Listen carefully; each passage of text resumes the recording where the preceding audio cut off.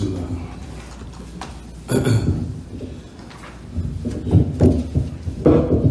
بسم الله الرحمن الرحيم.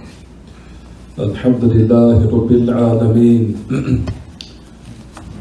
والعاقبة للمتقين ولا عدوان إلا على الظالمين وأشهد أن لا إله إلا الله وحده لا شريك له الملك الحق المبين وأشهد أن محمدا عبده ورسوله سيد ولد آدم أجمعين صلى الله عليه وعلى آله وصحبه الطيبين الطاهرين على مر الأيام والليالي والشهور والسنين. أما بعد. As we continue in the explanation of the book entitled Sharh Fatwa al-Hamawiyyah al-Kubra by the great Imam al-Mujaddid, the reviver of Islam, Shaykh al-Islam Taymiyyah, whose name was Taqiyuddin Ahmad ibn Abdul Halim ibn Abdul Salam ibn Taymiyyah al-Mutawaffa sanata 728. The great Imam al-Mujaddid, his name is Taqiyuddin Ahmad ibn Abdul Halim ibn Abdul Salam ibn Taymiyyah, who died 728 after the migration of our Prophet alayhi salatu wasalam. And this tremendous beneficial treatise that he authored, as he continues to say, rahimahullah. And by the way, as we are working on a translation for the actual text, as one of the younger brothers, I have made a little project for them, and inshallah it should be ready soon, so we can distribute copies so that people can follow along. Until then, inshallah, everybody, for the most part, they can use what Fadlatul Ustad Anwar Wright used for the introduction. That will suffice until we have the rest copy, so we can disseminate it to the people soon, inshallah. So if one wanted to utilize his book, they translated because he did the introduction, they can utilize that for now. But as we get into the book, which more than likely, like we said, the translation will be done for those particular nusus, for those texts that we'll cover, inshallah, they'll be ready. So for right now, at this moment, they can utilize that book, which he used the summary for, Hafidullah, which is what the introduction for Hamawiyyah. So if one wanted to utilize that, they can use that now, inshallah. But as we continue,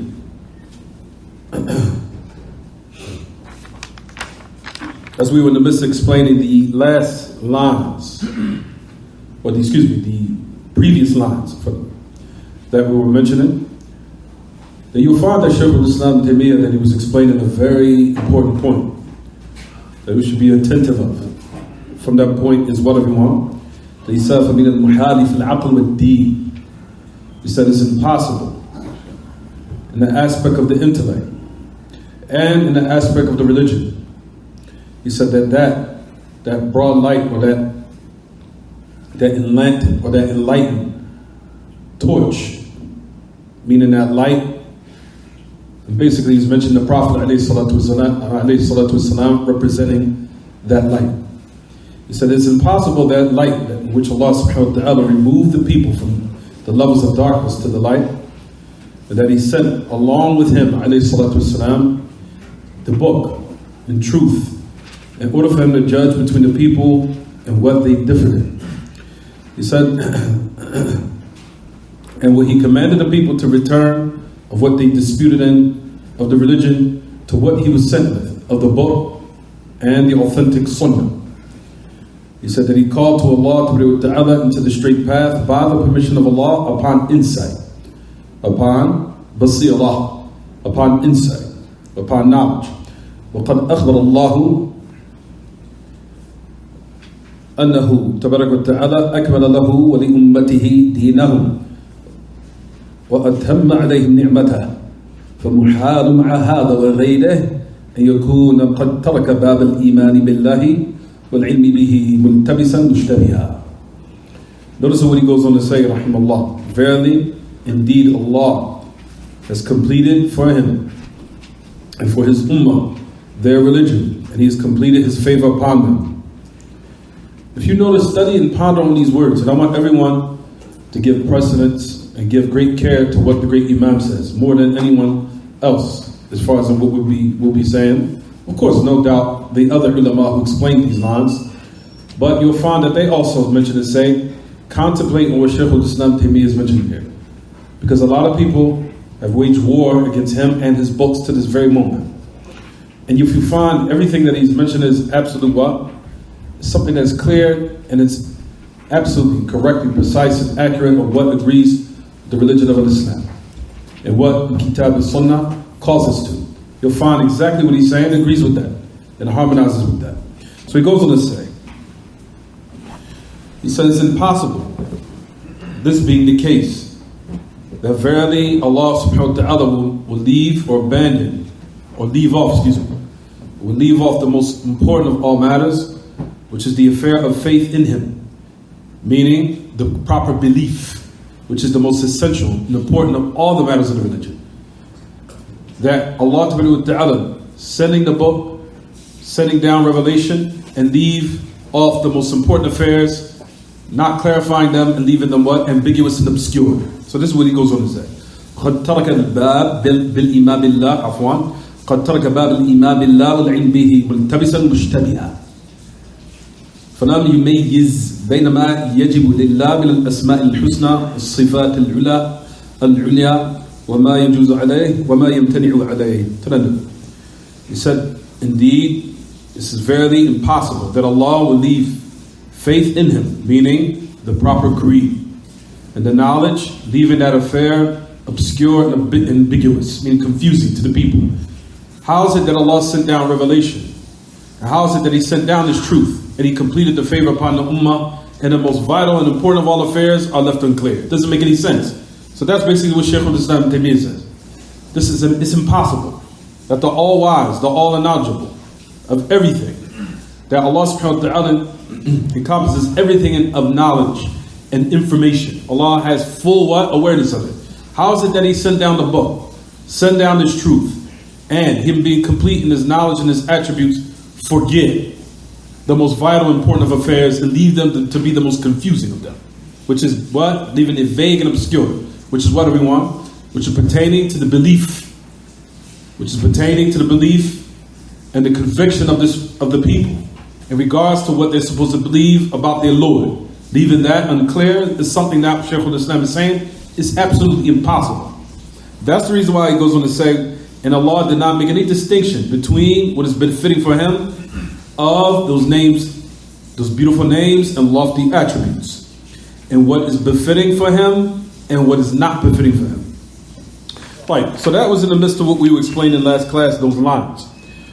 In order to explain and give more clarity about this matter, you'll find that we talked about, especially the majority of the Muslim world have adopted the creed of the Ash'ari, especially in Egypt and in other regions, and in other lands, and in other countries, have adopted the belief of the Ash'ari. As we know, you'll find that they say statements that's in total what? Opposition to what the Shaykh al-Islam Taymiyyah is saying here. Based upon what we stopped at last class, you'll find the deviant sect called the Ash'ari says statements such as that when you now stop at the verses that have in it the names and attributes of Allah, that they give you insinuation of resemblance. Basically, they say that the nusus, or the text that you hear in Kitab al-Sunnah, that has the names and attributes of Allah, that those attributes, if you read them, what you would now understand from it is a false meaning. So basically, Kitab al-Sunnah, when you hear those particular verses that has in it the names and attributes of Allah, you can't understand it directly as a correct meaning. So you have to now what? Resort to some other type of measures in order to understand it properly. So that's what they say. That's the reason why we said that the book entitled, which is from the Umad, or the books that are relied upon with the Ash'ari, which is called Jawharat al-Tawheed by Ibrahim al-Laqani or Liqani al-Maliki, that he said a poetry where he said, وَكُلُّ نَصٍ أَوْهَمَ التَّشْبِيهَ أَوِّلْ أو فوض ونون تنزيها. He said that every text that you find, it insinuates resemblance of Allah with the creation. He said, give, or distort the meaning, or entrust the meaning to Allah. And make what you intend, glorifying Him or raising Him above that. Taymiyyah. We said, if you want to sum it up, what they're saying is that when you stop at those verses in the book of Allah, such as Ar-Rahman ala al-Arsh istawa, the most merciful above the throne ascended. If you hear that verse, they're saying that when you hear it, there's something in the book of Allah that gives the insinuation of a false meaning. And as we mentioned last class, our firm belief, there's nothing in the book of Allah, nor in the Sunnah of the Prophet ﷺ, a text or verse that insinuates or gives the impression of a false meaning. Those notions are all rejected. As we mentioned and said, there's no such thing, or these type of ideas that they came with in order to resort to the methods that they resort to in order to so-called understand the verses and the narrations of the Prophet ﷺ correctly. What they saying now is, like we said, those particular texts bring a false notion and insinuate or bring a false meaning based upon what is apparent. And like we mentioned and said, whatever you want, all of that is rejected in Kitab and Sunnah. All of it. There's nothing in the book of Allah that resembles or gives the insinuation that Allah resembles the creation. That's in their belief. So basically what they're saying is that now we have to resort to those other wicked methods, such as tahrif, such as distortion. Saying, like we talked about before, we'll get examples of that in a moment, that you have to resort to tahrif, in which they call it in their language ta'wil. Ta'wil. Where the actuality is tahrif. It's distortion. It's distortion.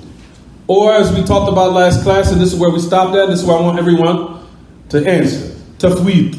We said tafweed breaks down into two types, and this is not in the Shaykh Muhammad Ahmad Jami Shaykh. He says a little examples, but he doesn't give the definition here. Number one is what, everyone? Tafweed of what? Ahl Batil, which is what, everyone? Tafweed, or the entrustment of the meanings to Allah. And I gave the answer basically. So what is what? The people of false or falsehood, what do they say? What's the meaning of tafweed? I'll just give you guys the answer. Huh? They entrust Allah with the name, attributes, and everything. They entrust all of it to Allah. Especially what's the most evil of all affairs is to say what? Entrust the meaning, all of it. Names, attributes, meanings, entrust all of it to Allah. Where Shaykh al-Islam mentioned his other book, entitled Al-Aqidat al-Wasitiyya, say that's the most evilest of all sects, which totally is in opposition against what the Messenger of Allah and the Sahaba came with. Why, everyone? Because there's no doubt that the Messenger of Allah, when he taught his ummah certain supplications, certain ways to how to invoke Allah, to ask Allah for certain things, except that they knew the meanings of those names in order to invoke Allah subhanahu wa ta'ala by. Doesn't make any sense. If you ask for forgiveness, oh, Ya Ghafur, you're going to pick Ghafur, because you know the meaning is the all forgiving. Based upon what the Shaykh are saying is what? Tafweed is basically, oh, I didn't know what the meaning is. I'll just happen to choose a specific name. But at the end of the day, it has no meaning to it. Does that make any sense?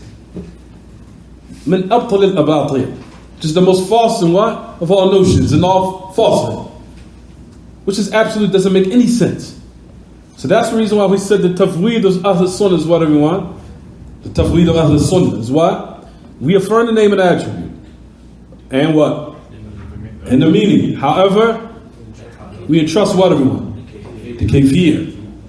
The kayfiyah, we entrust it to Allah. And that, but at the same time, we affirm the kayfiyah. We say there is a way how Allah ascended. How is it? Allahu A'lam, we don't have knowledge of it. Is it clear, everyone? That's the tafweed of Ahl Sunnah. That's the examples that Shaykh Muhammad Ahmad Jami gives in other texts. I'm trying to keep it summarized. So basically, when they hear the ayat in the book of Allah, such as the most merciful above the throne ascended, such those ayats. And how many ayats in the book of Allah that comes saying that Allah ascended above the Arsh? 7. 7. There's Hafiz al-Hakami Masjid in his poetry. He said in Jawhar al-Farida, al-Jawharat al-Farida, Al-Hafiz al-Hakami, he mentioned, said, وفي 7 آيات صرح باستوى على العرش ربي فهو منفرد. This is 7. We said in this poetry, هو العلي هو الأعلى هو المتعال لكل معنى علو الله نعتقد قهرا وقدما وذاتا جل خالقنا ما حل فينا ولا بالخلق متحد. وفي 7 آية صرح باستوى على العرش ربي فهو منفرد.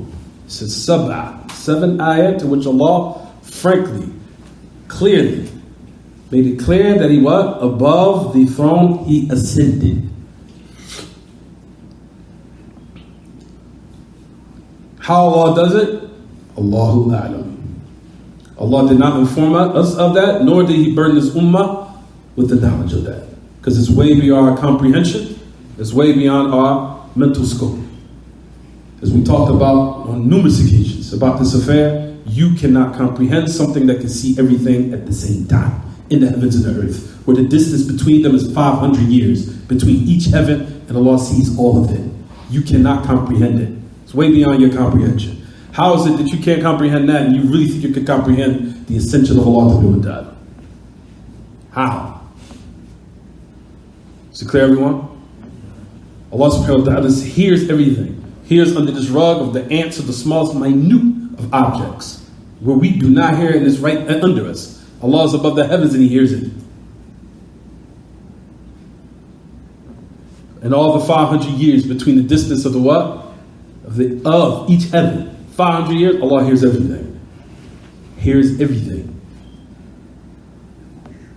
If you can't comprehend that, how do you think you're going to comprehend His descension or ascension? Huh? Way beyond your mental capacity. Is it clear, everyone? Well,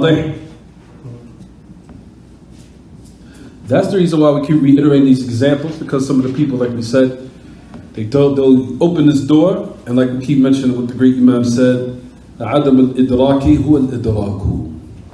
Not understanding it or attaining how He does it, that is attaining and understanding it. عَدَمُ الْإِدْرَاكِ هُوَ الْإِدْرَاكُ. Right. So he goes on to say, in regards to what everyone, Shaykh, this basically is aiding exactly what Shaykh al-Islam mentions. When you hear all these different texts, such as Allah above the Arsh ascended, or that Allah descends, or that Allah Ta'ala laughs, and the likes of those texts, based upon what the Asha'ira mentions is what everyone, that all these texts insinuate what? Resemblance of Allah with the creation. Is that the truth? We said absolutely what? Absolutely not. So they say, based upon that, when you hear that the Kitab, basically what they're saying is, when you hear Kitab and Sunnah brings these false notions of what's apparent, then you have to now resort to other methods to understand it properly. From them is number 1, as we said, tahrif, or like we said, what? Or what? Tahrif or ta'til, which we'll talk about. Because they're so-called trying to flee away from resemblance, in which they fall, in actuality, as we mentioned, said they do fall into it. That's the reason why they negate it or distort it, which we'll talk about that again in another time again. Then we talked about the second or the other methods that they use, that we said is tafweed. Is tafweed, and we already just mentioned and said that that's what, that's false. Fine. When you hear these statements, if you know Shaykh al-Islam, he goes on to say that this being the case, that Allah Ta'ala sent the truth with the greatest of all prophets and messengers, sent down revelation, and that we know His perfect names and attributes, and that Allah encompasses all information, all of it, all information.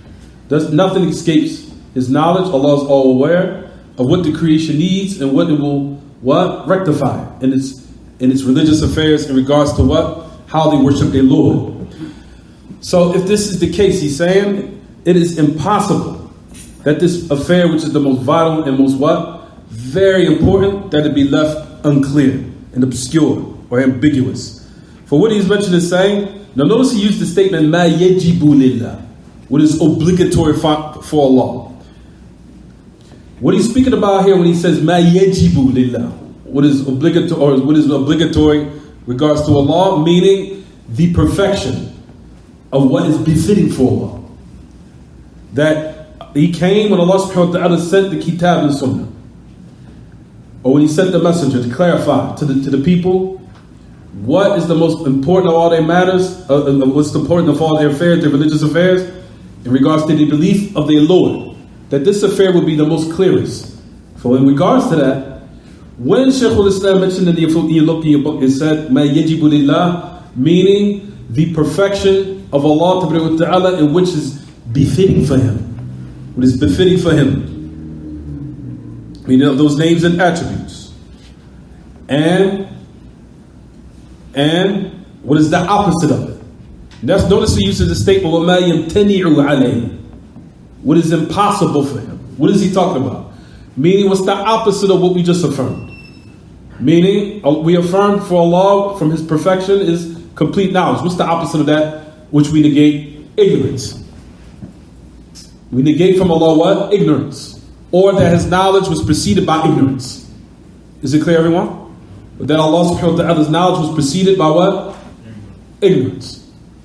Or the opposite of what we affirm, such as, for example, we say about Allah ta'ala that He's all seeing. The opposite of that is not be able to see, what we know as blindness. So those things are not befitting. They're not befitting in regards to Allah ta'ala. Or for example, the affairs in regards that He's alone in His dominion and in His kingdom. The opposite of that is what? He's not alone. Rather, there's another deity along with Him. As far as in worship, basically to sum up by saying there's what? Polytheism is shirk. Or that Allah Ta'ala needs a female companion. Or that Allah needs a child. Or has children. And the likes of that. So we say in this regard, those meanings are what? Are negated. In which Allah has negated from Himself because it's not befitting for the deity that is glorified and is worshipped in the heavens and the earth by the creation. So what we say in this regard, what Shaykh al-Islam is saying in the last line, we said, Ma yajibu lillah, meaning what is befitting for Allah, meaning of what we affirm those perfect names and attributes of what He's affirmed for Himself and what the messenger affirmed for Him. Is it clear, everyone? And we also negate from Allah the opposite of those meanings. Meaning that Allah, we negate from Him what does not befit Him, such as ignorance. We negate those meanings. Or that Allah has another deity in his dominion that disposes the affairs along with Him, which is such as what we said, polytheism. Or having a female companion, or what have you. All of those affairs Allah negates from Himself.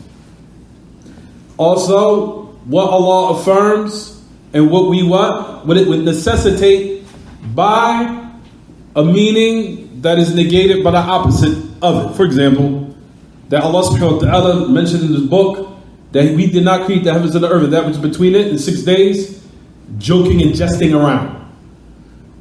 So Allah subhanahu wa ta'ala negated from Himself a characteristic which is so-called doing affairs or doing something with no wisdom coupled behind it, or there's no wisdom along with it. Rather just to joke and jest, just to create for no reason. Just to create people, just to create them. There's no purpose behind it. Just to joke around. There's no wisdom. There's no purpose for it. There's no ultimate objective of why they're here. Allah subhanahu wa ta'ala negated that from Himself. Meaning that everything that He does in this existence, everything of what He lets happen of good and evil, and what He does, or what happens in our lives specifically, or to the creation generally, except it was all due to what? Some wisdom behind it. Is it clear, everyone? Right. When Allah Ta'ala negates from Himself, Nisyan, وَمَا كَانَ رَبِّكَ نَسِيًّا. Your Lord is never forgetful. Allah is affirming from Himself absolute what? Complete. Jayy. Allah Ta'ala says, وَمَا اللَّهُ بِغَافِلًا عَمَّا تَعْمَلُونَ. Allah is never heedless of what you what? Of what you're doing, or what you have done, or what you do. Right. Opposite of ghafla is what? Absolute perfect awareness. Khibra, khabir. Absolute perfect awareness of everything. Is it clear, everyone? So Allah affirms from Himself affairs, and Allah also negates from Himself what? Those affairs that do not befit Him. sleep. مَا تَأْخُذُهُ سِنَةُ وَلَا يَشْ. No. Allah does not slumber or weariness or exhaustion or those affairs. Allah Ta'ala refused to Christians in His book. In the Quran, Allah refused to Christians that we created the heavens and the earth with that which is between it in 6 days. وَمَا مَسَّنَا مِن لُغُوبٍ. Nothing touched us of weariness or exhaustion. We created the heavens and the earth in 6 days. And that which is between it, nothing touched us of weariness and exhaustion. Who is Allah Ta'ala refuting? The Christians, who say that Allah created the heavens and the earth in an amount of days, and He what? Rested. Batil. Allah Ta'ala does not have no need for rest, nor does He have a need aslan, nor does He have the characteristic of need in the first place for anything or anyone or anything He created. Is it clear, everyone? Fine. So that's what we mentioned in this regard. So that's what if you look at the book, what does it say? Ma yajibu lillah. What is obligatory for Allah? Meaning we affirm of what? Of names and attributes and how complete they are in every aspect. If you hear Salafiyah, this is what we're saying, everyone. When you hear Aqidah to Salafiyah, it's just like, it just makes absolute sense. It's like clear, cut, bang. Sounds exactly what befits the Creator. We negate from Him ignorance. It's clear. We affirm for Him absolute complete what? Knowledge. Makes absolute sense. When now you go to those deviant masajid, they're the ones that mess your head up. No, Allah doesn't have need. Will be certain names, but there's no meanings to it. What? That's confusing. That's the reason why the majority of their followers deviate, because they're confused. And that's the reason why they have to argue all the time, because they're what? In themselves, they have some what? There's some doubt. So in order for that, let's go to the Salafis and debate with them and waste their time, because ultimately I have some doubt in what I believe. So just to make myself feel good, let me pick on one of them. Of course, if you debate with one of the people that really don't have any knowledge, of course more than likely you might run circles around them. Doesn't prove anything. And even if you did, you still carrying that doubt in your chest. But a person's upon Aqidah and surety in that, he walks around with a light heart. I don't have to prove anything to anyone. I have to prove to myself to go argue with the people bid'ah that established what I believe is the truth in order to enter within myself surety what I'm upon. Is it clear, everyone? So that's the reason why you know they're upon doubt. They need to argue and debate. So I can prove to myself. Ultimately, it boils back to themselves. Well, I need to try to get this doubt out of my chest. It's never going to go away because it's all corrupt. Your foundations are corrupt. So ultimately, what it brings along with that is doubt. That's the reason why you even see the majority of followers either resorting to go back to the kufr, or they're Muslim just by name, even though they carry some serious doubt, even though they're what? Even though they affiliate themselves to Islam. Is it clear, everyone? Gee. So that's what we say in this regard.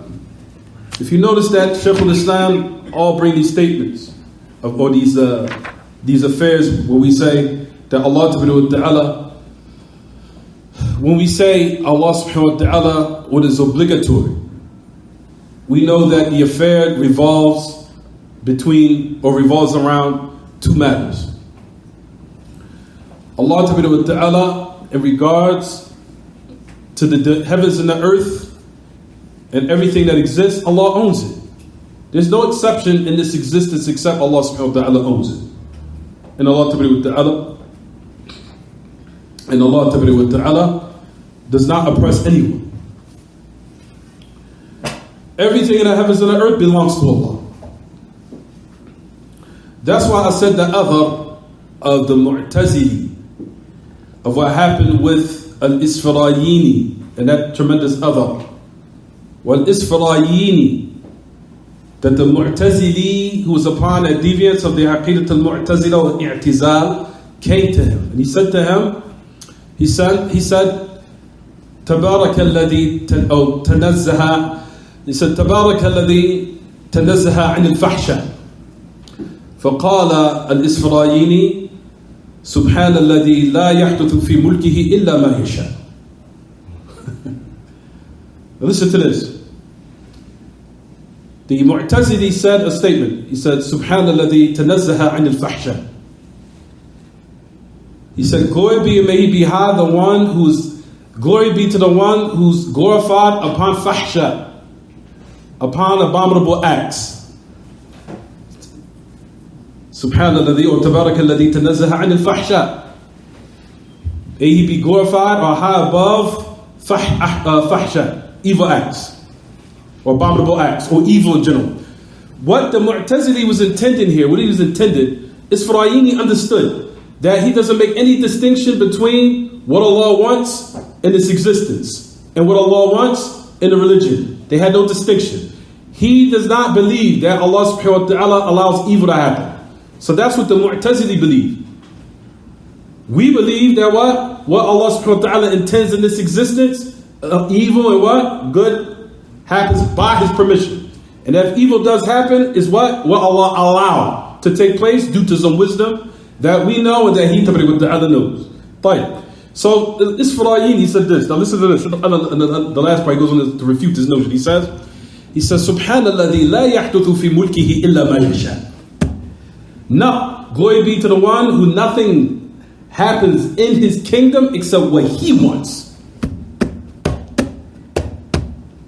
whether it be good or evil. So he shut him up on the first part. Then he said in the second part, he said, أَرَأَيْتَ إِنْ قَضَى عَلَيَّ أَرَأَيْتَ لَوْ مَنَعَنِي الْهُدَى. This is the part I want you guys to be attentive of. أَرَأَيْتَ لَوْ مَنَعَنِي الْهُدَى وَقَضَى عَلَيَّ بِالرَّدَى أَأَحْسَنَ إِلَيَّ أَمْ أَسَاءَ قال إذا منعك ما هو حقك فقد أساء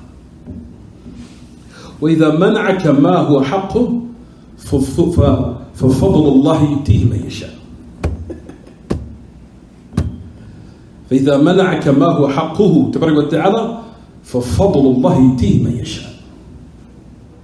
So then he said to this, then this is the part where I want everyone to be attentive of. He said,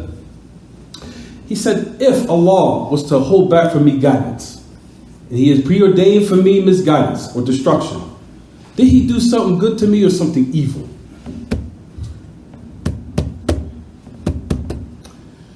Listen to this Fara'ini. Listen to this. If Allah held back from you what belongs to you, He has done something evil.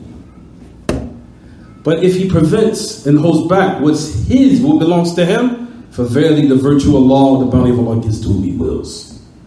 Allah Ta'ala owns everything in the heavens and earth, without any exception. He has that belief. Oppression is if someone takes what? Takes from you what you own. Right now, Zayd has a book, and a bad book. It belongs to you. He said, I want to read that book. It's yours. And you say, yes, and you say what? No. At the end of the day, are you what? Did you oppress the individual? No, you didn't. Because at the end of the day, is what? It belongs to me. I can either what? Say yes? No, at the end of the day, it's what? It's mine. Allah Ta'ala owns everything in the earth. Everything. Notice He's speaking about here is about what? Guidance of the heart. What?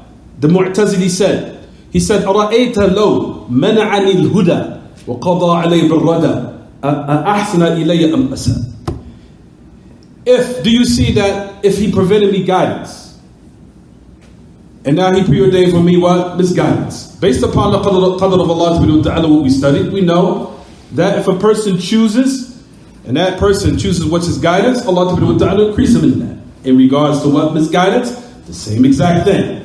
You choose misguidance, Allah Ta'ala will what? Lead you down that same road of misguidance and destruction. You chose it for yourself. That's the reason why there's paradise and hell, based upon good choices and based upon what? Bad ones. Which shows that you had the what? Free will. The whole existence of why paradise and hell exists, because you had the what?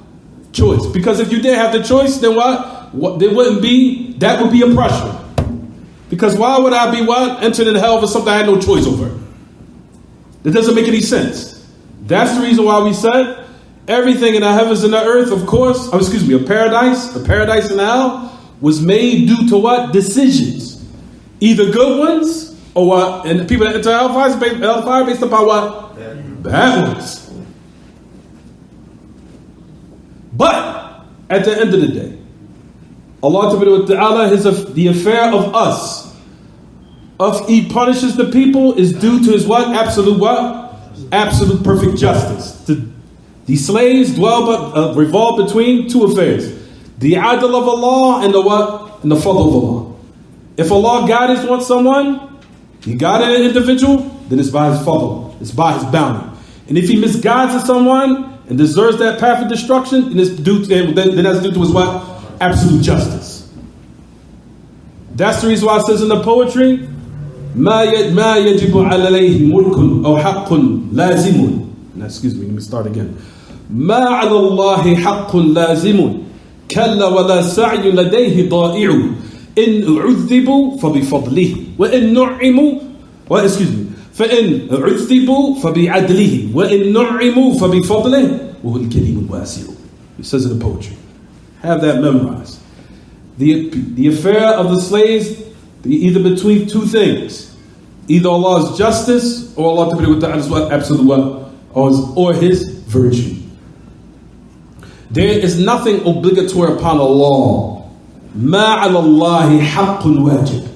There's no حق واجب على Allah at all. Nothing binds upon Allah anything. Allah owns everything in the heavens and earth. He belongs the body, guidance, everything. ما على الله حق واجب. كلا ولا سعي لديه ضائع. فإن عذبوا فبعدله. فإن نعموا فبفضله. والكريم الواسع. If Allah Ta'ala, everything in the heavens and the earth belongs to Him. If Allah Ta'ala, if Allah Ta'ala guides it, if He punishes an individual, then it's due to His absolute justice.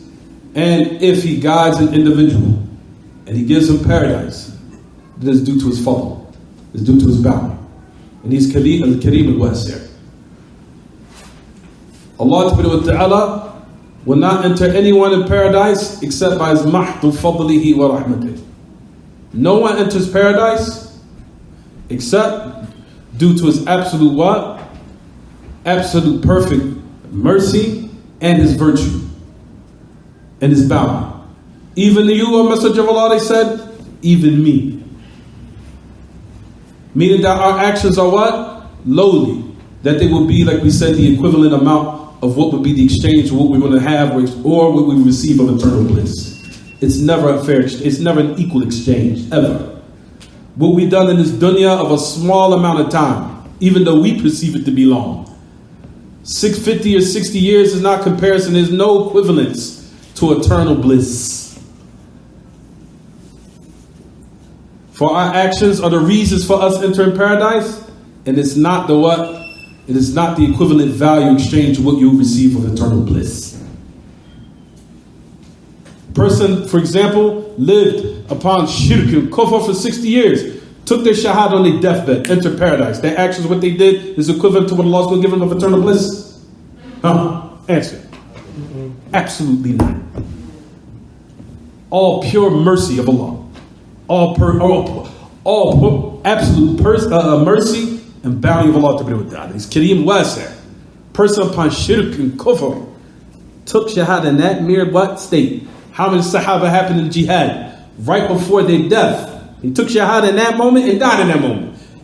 They didn't pray a prayer, nor did they spend any time where they had to pray any do any obligations.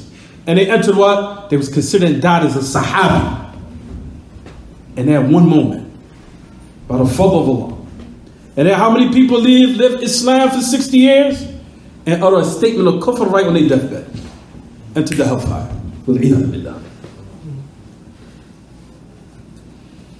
Upon worship 20, 30, 50 years, worship of Allah, fasting to the end of it. Hajj to that very last moment, up to the deathbed. Is it clear, everyone? The slaves of Allah are between two what, everyone? Between the adl of Allah and between His what? His fadl. And they don't go outside of that. Is it clear, everyone? Is it clear or not clear? طيب, let's read the next kalam Shaykh al-Islam. Next. طيب, let's go on. What it says. لكن هل أكمل ترجمة بعد وبقي شيء لم يكمله؟ ما يزال يشتغل عليه وإيش يشتغل يعمل عليه؟ يعمل, لكن المشكلة هو سيسافر. لا والله في مسبوقات. طيب, ستحاول تترجمه. جزاك الله خير. طيب, let's read the next one. Inshallah, we're trying to get the papers ready so we can distribute it to the brothers. طيب, let's continue. فإن معرفة هذا أصل الدين وأساس الهداية وأفضل ما اكتسبته القلوب وحصلته النفوس وأدركته العقول. فكيف يكون ذلك الكتاب وذلك الرسول أنا أحتاج إلى نظارة عندي glasses.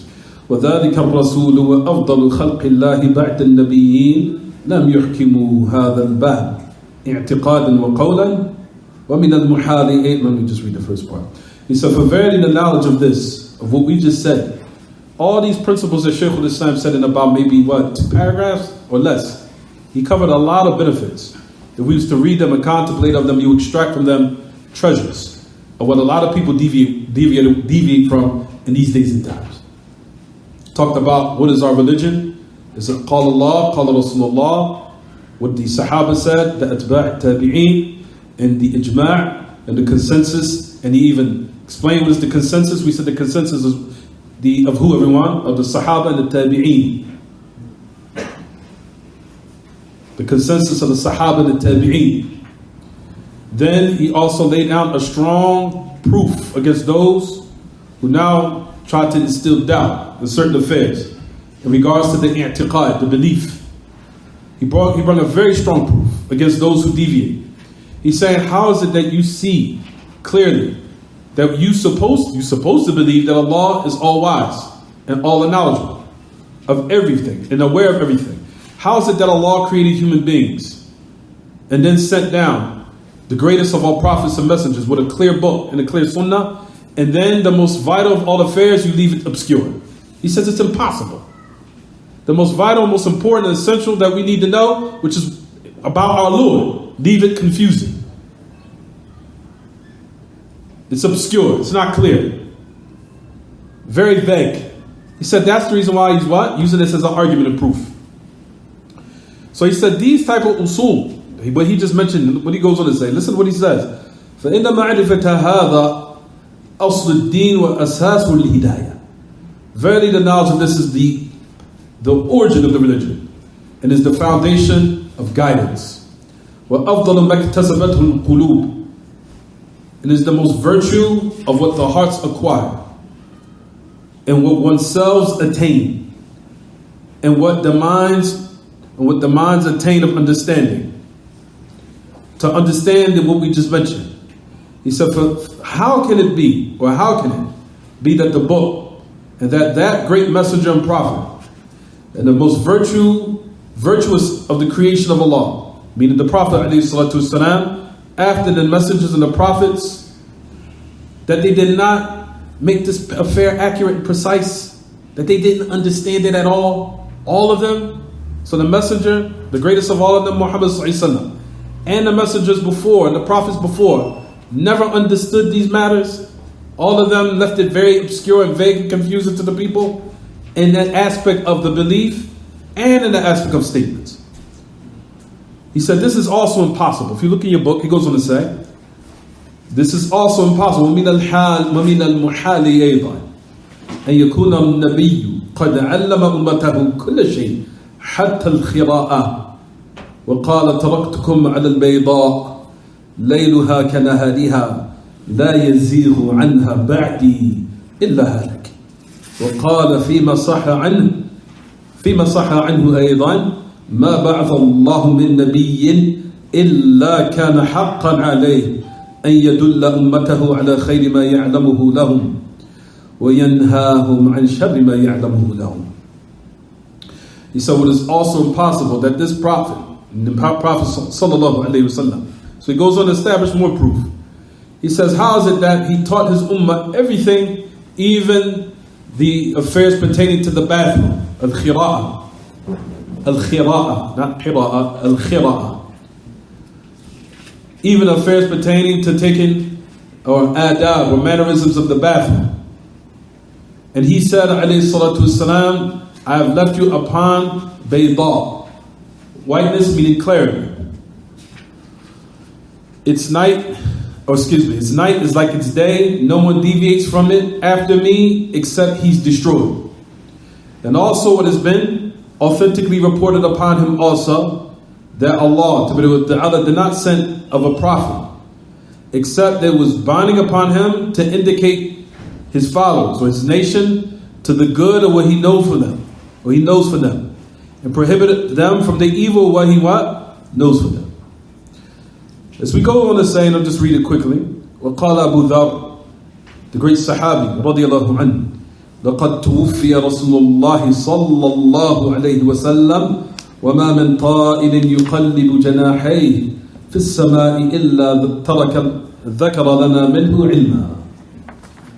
The great Sahabi, رضي الله عنه, Abu Dhar, he said, verily, or indeed, the Messenger of Allah passed away, alayhi salatu wasalam, and there is not a bird that will flap its wings or turn its wings above the heavens except that the Messenger of Allah left for us concerning that some type of knowledge.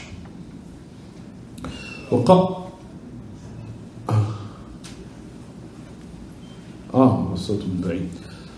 عمر الخطاب رضي الله عنه, the great Al-Khalifa al-Rashid, the great Sahabi, Al-Khalifa al-Rashid, Umar al-Khattab رضي الله عنه, he goes on to say, قام فينا رسول الله صلى الله عليه وسلم مقاما ويجوز مقاما فذكر بدأ الخلق حتى دخل أهل الجنة منازلهم وأهل النار منازلهم حفظ ذلك من حفظه ونسيه من نسيه. رواه البخاري. He said that Abu Dhar, he said, indeed the Messenger of Allah, we already mentioned that. But Umar al-Khattab said that that the Messenger of Allah stood amongst us. He stood amongst us at the muqamin, meaning in that level, standing in front of us. And he started mentioning to us how the creation started, until the point that when the inhabitants of paradise will take their places, when they enter it, and they enter in their places, or their inevitable, or the eternal abode that they'll settle in, and similar to that, the people of the hellfire. He said, whoever memorizes that has memorized it, and whoever forgot about it has forgotten about it. Why is Shaykh al-Islam mentioning all of this? He's going into more detail, trying to establish a certain affair.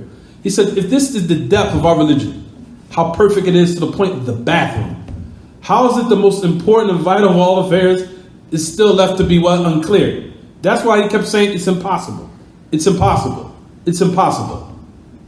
Meaning that's some type of time to say that or resort to the methods of the people of the deviant sects and saying that all these different types of verses that has in it or contains in it the names of Allah and His attributes, that the outward apparent meaning or the apparent meaning of it is what? It's all a false meaning. That we have to resort to all these other different types of evil methods, such as alterations or bringing other false meanings or just negating it at all or what have you. How is this being the case? Basically, you're saying that this affair is It's obscure. It's not clear. That's the reason why we have to resort to all these other methods. So basically, he's saying that you're saying you don't, even if you're saying it directly, or you're saying it by what you're doing, by bringing these false qawa'id, or these false principles, you're saying that Allah subhanahu wa ta'ala didn't make this affair clear, that's why you have to resort to these methods. Because it's not clear. So that's the reason why he's going into depth of bringing all these evidences. The Prophet ﷺ taught us what? Taught us about the adab of the bathroom. The Messenger of Allah ﷺ, to the point of a bird flying in the air and to ferocious beasts, of what we can eat and not eat from amongst them, also has been clarified. As we're going to talk about the hadith that refers to this, about the dhi mikhlab and also the sibah, or the dhi nabin min as-sibah, of what we can't eat as far as those birds, when you see it, that has a claw, you know you cannot what? Consume it. And every type of ferocious beast that has what? Fangs. When you see it, you know you cannot what? You cannot consume it. You cannot consume it. The Messenger of Allah taught us all of these affairs. How is it that he leave the most important of all of them? With no details, to the point we have to resort to some innovative practices or methods in order to understand it correctly, is absolutely impossible. So this is the reason why he's saying all these different what? All these evidences, and he's going into detail about it. Is it clear, everyone? So that's what he's speaking about when he keeps saying this. He says, min al-muhal, that the Messenger of Allah has indeed taught his ummah everything, even the mannerisms of the bathroom. Hatta al-khira'a. And that also coincides with what the Messenger of Allah said by what? Taraktukum al-bayda. Have left you upon clarity. It's night is like it's day. No one deviates from it except that he's what? He or she is what? And also the Messenger of Allah, and also what was mentioned about the prophets and the messengers. I want to talk about, reiterate this. For what we mentioned, it said, if you notice, everyone, what does it say? The knowledge of this is the origin, asl ad-deen wa asas al-hidayah wa afdalu maktasabathu al-qulub. It is the greatest and the most virtuous of what the hearts acquire and what oneself attain and what the minds comprehend, what they understand. It's impossible in these affairs of the hukum, of what we believe towards the Book of Allah and the Sunnah of our Prophet ﷺ, and then the Sahaba in this regard, that they had misunderstandings in the most important of all of our religion. The prophets, the messengers, and the Sahaba, they all misunderstood. They all didn't understand. They didn't perfect these affairs, nor put them to practice by actions either. Rather, this matter, as we're clarifying, is muhkam, wabayyin, wadih jiddan. Rather, the most important of all matters, what we believe towards our Lord, in His names and His attributes, He says muhkam. It's been perfected. It's clear, very, absolutely clear. To the point, like we said, in affairs pertaining to the mannerisms of the bathroom, until we have to resort of even the rocks. Well, in these days and times, we know it was tissue, which is also equivalent to that, in the details of what the ulama mentioned, of the rocks and what we're supposed to do, in regards to even to the point that the Prophet ﷺ told us how to conduct in affairs when water is non-existent. We have another choice and another alternative, which is what? Just tayammum. All of these affairs has been given to us, clarifying everything of what we want, what we need, which all coincides with what the Messenger of Allah ﷺ saying, I have left you upon that clarity. Know for sure that anyone that deviates from anything of what we're mentioning, like we said, they're destroyed. Destroyed as a result of leaving off the proper manner, of course, the way which Allah has commanded us to follow, to tread that or traverse that path. Notice that you'll find that they mention to say these particular days. For example, they'll say, such as the statement of Imam Malik, Ibn Anas al-Usbuhi, Imam Dar al-Hijrah. We said istiwa'u ma'loom, meaning these days and times we don't say what Imam Malik says. It's not befitting. We don't say that the ascension is known and how Allah did is unknown. He said, except that if we now study the branches of the Arabic language and eloquence, that if we arrive to this high, lofty, or this high degree of the Arabic language, then after we have reached that goal, let's abandon the way of the Sahaba. Those affairs, like we said, are all negated. And that is the reason why we said it's coming upon us, and even more binding, brothers and sisters, that we're in more need of that, of today, especially of clarifying these affairs. And it seems like the people are doing the opposite. For verily, these matters of what we're talking about now is the reason for our what? Prominence and success of being stable upon Salafiyah until we die. Is reading the likes of these books and explaining them. and learning the qawa'id and the principles that's in them, which you see people these days are totally abandoning of, all due to some weakness in dunya, and weakness in what attaining money, or some worldly status, or some worldly respect from the people, or what have you. For the last part, what we want to say in this, before we stop, inshallah, all of these matters, like we said, especially what's taking place today, if you revert back to the past of the deviant sects early on, especially during the time of Imam Ahmad, and you now compare it to even what had taken place with Shaykh al-Islam Taymiyyah, and even the events that had taken place with the great Imam Shaykh Muhammad Abdur Razzaq, in regards to what those similarities of what they had to battle from the deviant sects, or what they had to confront and face, in the face of them, in order to do the greatest of all battles. What's the greatest of all battles? What is it, with a gun? Is it with a spear? No, it's clarifying Aqidah Salafiyah and refuting what is not from it, and clarifying to the people what is the correct belief in regards to Allah Ta'ala. That's the greatest form of jihad. The greatest form of jihad is teaching the people what is the affairs of proper Aqidah, refuting what is not from it, clarifying to the people the false notions and the false ideologies that contradict it and oppose it, confronting those type of enemies and that type of falsehood is the greatest of all affairs. From that, you'll find for the people of the Mu'tazila and the Ash'ariyah and the Maturidiyya, which I'll talk about in a minute when it comes, inshallah, in its proper time. All of what? The great Mujaddidun, revivers of the truth. Meaning when we say revision, or when one revises, we didn't say that means that they brought something new. Meaning they were calling to what the people abandoned. When you say tajdeed. Tajdeed is when you call and yad'u ila man daras wa ma tarakahu an-nas min al-haqq.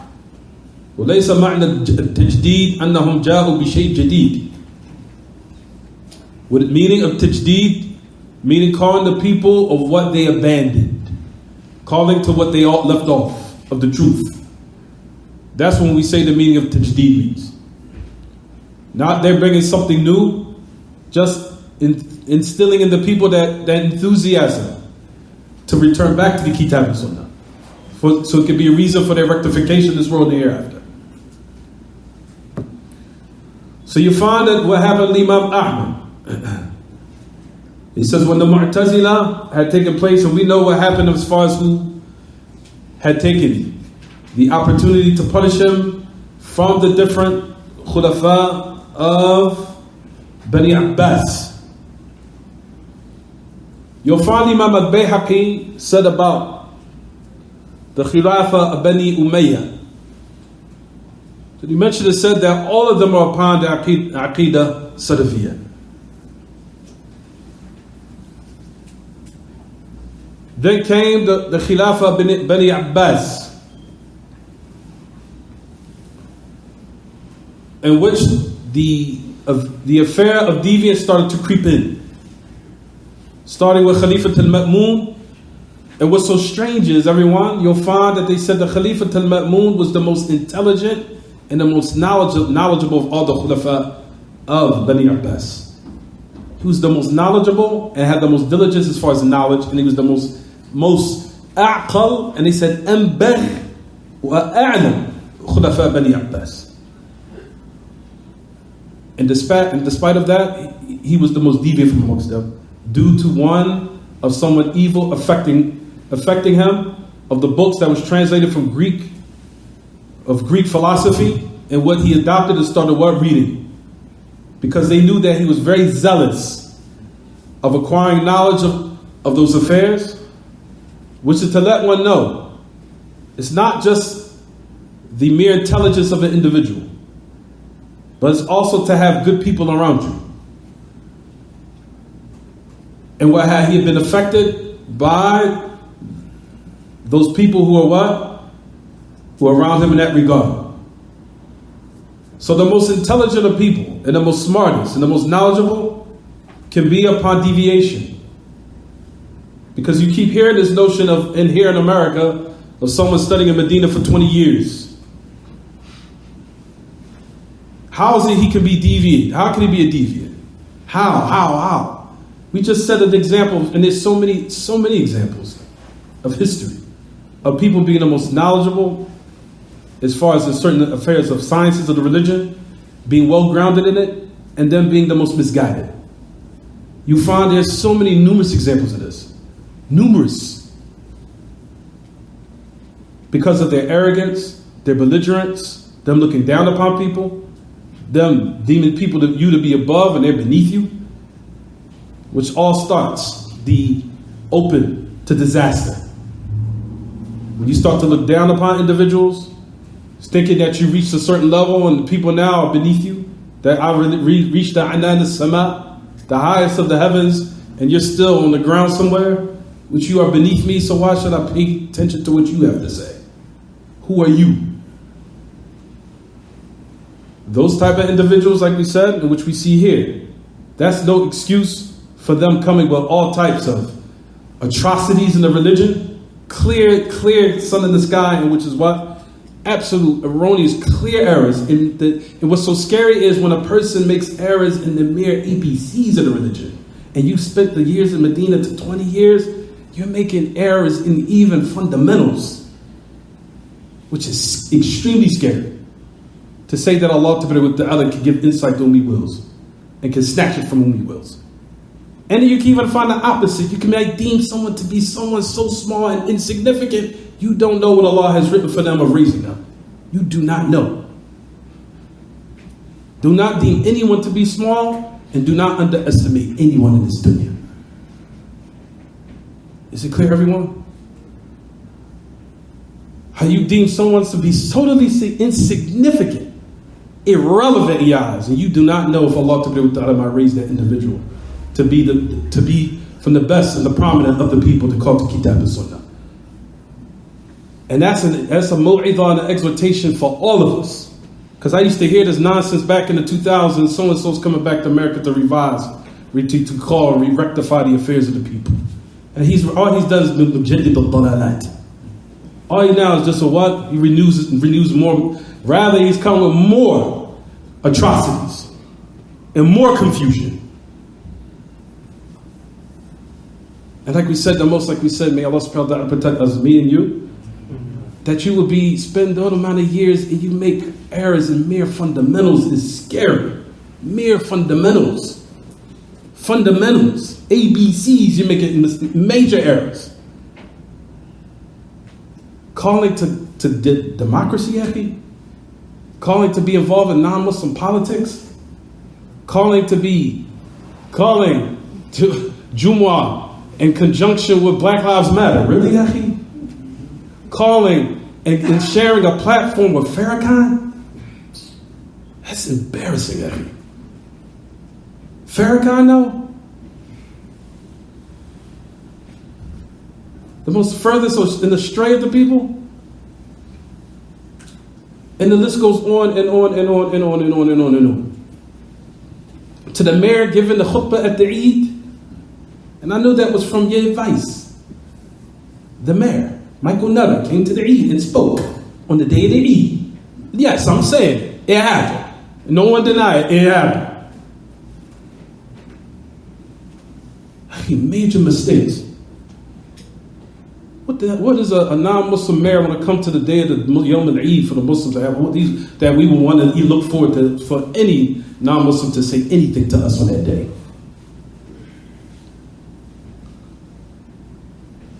Is it clear, everyone? So in this regard, what we mentioned to say of Imam Ahmed that he confronted of all types of harm, all types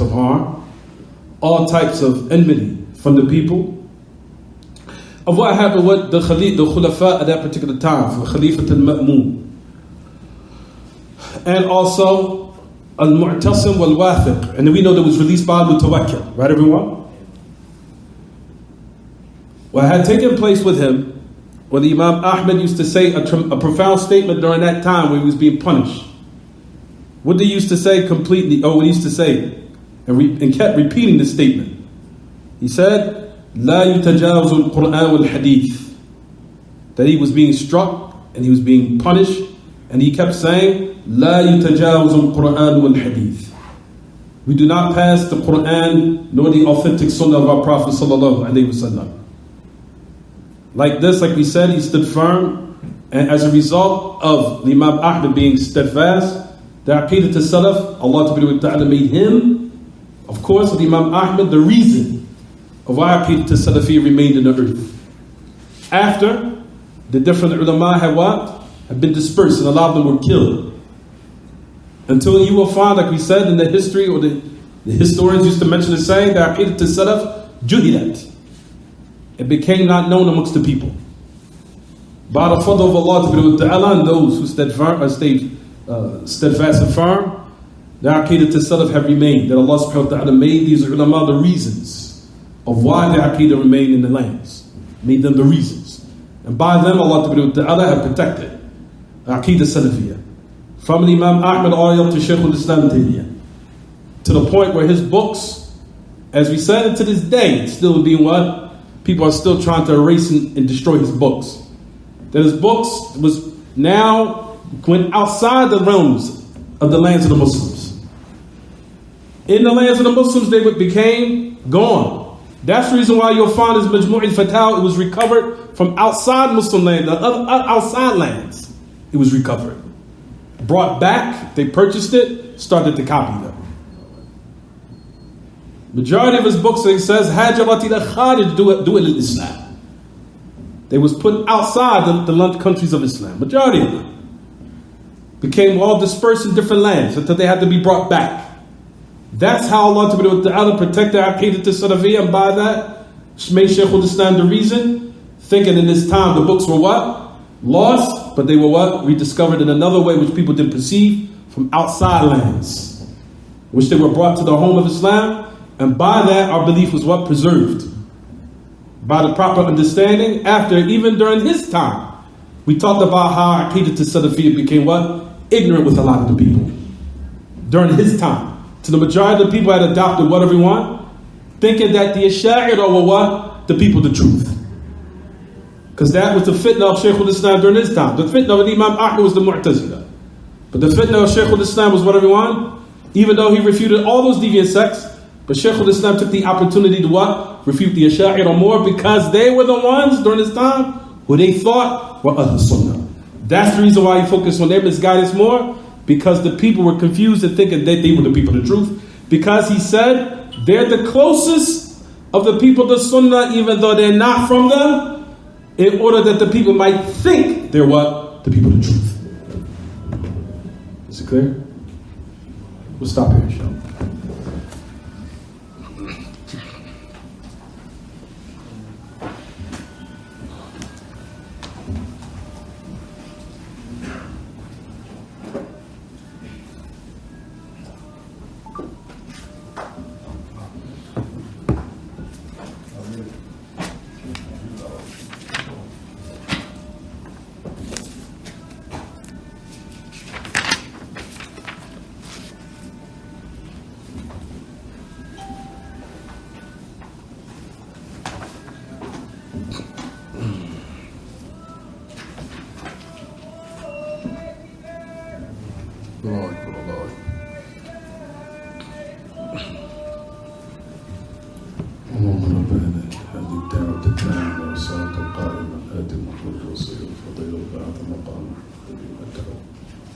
Is it clear, everyone, what I said in regards to how Shaykh al-Islam used to focus on the Ash'ari so much during his time?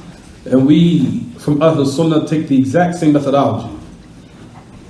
For everyone needs to understand that the Salafis, you'll find that we take the opportunity to always focus on people who look like us and sound like us in order for the people to be guard against them. Because they're the most dangerous. The most dangerous is a person who looks like you, sounds like you, brings ayat, bring ahadith. They even now reached the level where they're eloquent in Arabic. Some of them, not all of them.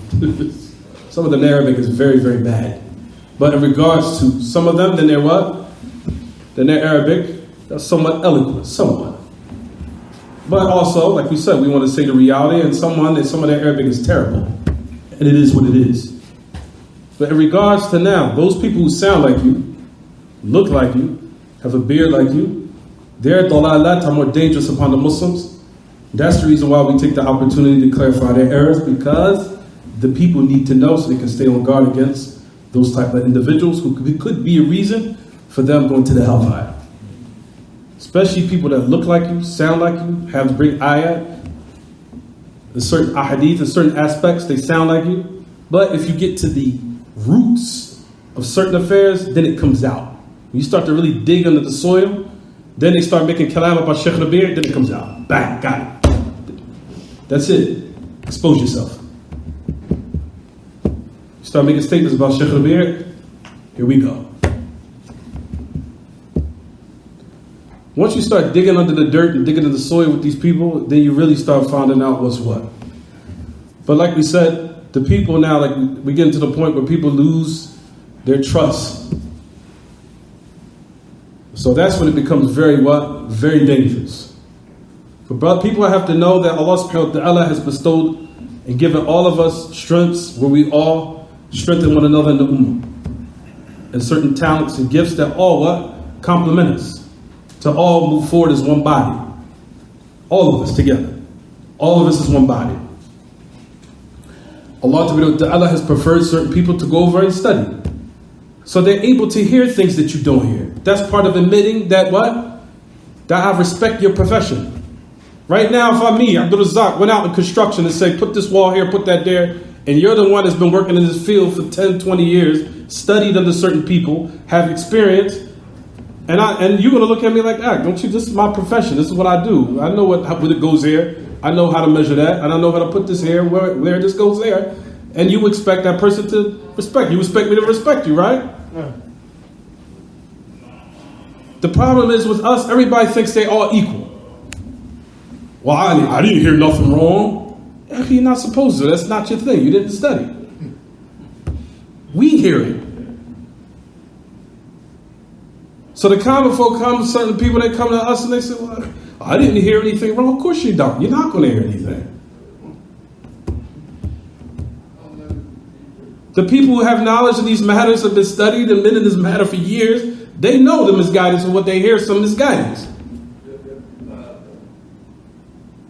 And that's the issue that we all have to recognize.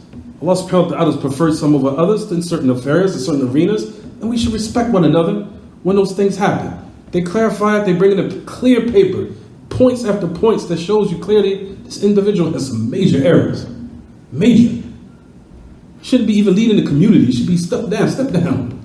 Based upon these type of errors. And we're not saying that because we hate the individual. We want good for him so you don't have all these sins on the day of resurrection for yourself. That could be a reason for Allah might punish you in the hellfire for misguiding the people. We want you to step down to preserve yourself. So it could be a mercy for you. And then you won't be in the day of resurrection when people be cursing you because you misguided them. Because that's what Allah said on the day of resurrection. People's all the love they have will flip on the day of resurrection. And they'll be cursing one another and telling them, make a line of Allah. No, put them a double punishment for what they did to me, but to us, a misleader. Allah mentioned all that in His book. It's in there.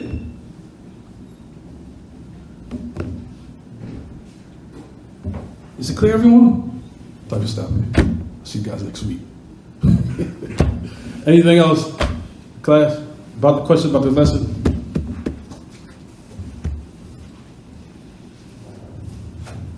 Anything? Further. You was mentioning something about when it comes to what's wajib upon Allah, that it goes around two men. When I get into it, those are usually with terms that Shaykh al-Islam had used about, those are istilahat, terminologies of the people of logic. They used to take their terminologies and use it against them, right? So you'll find those type of statements like "ma yamtani'u 'ala Allah," what is impossible upon Allah. That was from their type of terminologies. But like we said, we explained it so it could be understood properly. What it means is not impossible for Allah. Meaning what does it befit Him? Like for example, having a partner, having a female partner, having sleep, having ignorance, those type of things. Is that what your question? I'm sorry. No, it was related, but you was gonna mention two things related to that, but What I was going to say was that there's a tremendous benefit that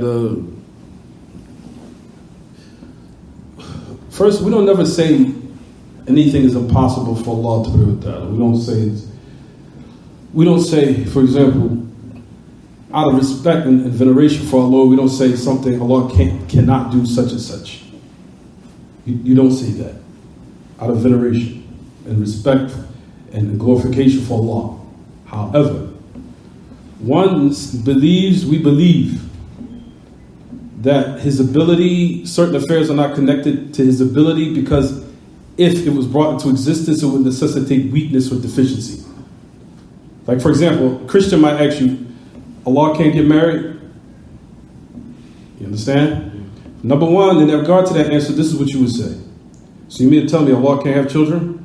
Allah can't have children? Allah can't get married? Allah can't have a female partner? First, number one, you would say, we don't say anything Allah can't do. We don't say that. That's not a statement. That's correct. That's number one. Out of glorification for our Lord. That's number one. Number two, in regards to His perfect ability, those affairs are not connected with it because it would necessitate a deficiency. Is it clear what I'm saying? It would necessitate a deficiency, because it goes against the characteristic of ghina, absolute self-sufficiency. Because now, what goes against that characteristic is what? Need. So those affairs are not connected with his perfect ability to and power, because it would necessitate a deficiency. So those type of questions it's like saying, can Allah sleep? Can Allah eat? Can Allah, those type of affairs. We say that doesn't befit Him as a deity, because it's a need, it's a deficiency. Sleep is a deficiency for the deity of the rule of the heavens and earth. It's a deficiency. Ignorance is a deficiency in knowledge. Sleep is a deficiency in power, an absolute perfect power. You understand? Having a child is a deficiency. Deficiency in what? It goes against a need. A person needs children to continue their lineage. Also, sharik, partner, in his mulk, same thing. It's a deficiency. That he needs someone to help him dispose of the affairs of his dunya. All those affairs are connected with affairs that what? Necessitate what everyone? A deficiency. And that's not befitting for Allah, because none of those matters are connected with His perfect ability. Because if it was brought about, it would necessitate weakness in what? Incapability, and what? Imperfection, and what? Deficiency. And that does not befit Allah. So if a person asks you these questions, this is what you would say. Because Christians do say this. They say that a lot because they're misguided. They don't know what to say out of their mouth in regards to Allah. They don't. They really don't. You'll find an ultimate disrespect for Allah in so many statements they make. From them is this: Allah can't have children. Allah can't have a female partner. Allah can't be three to make one. All this is imperfection. His perfect ability are not connected with it, because it necessitates what? Nuts, incompleteness. Is it clear, everyone? Is it not clear? Is it not clear? Stop here, Sean. ما أجبت على السؤال عن السؤال. أرجو ولو كنت تحتاج مزيد توضيح أعطيك إياه بعد الصلاة.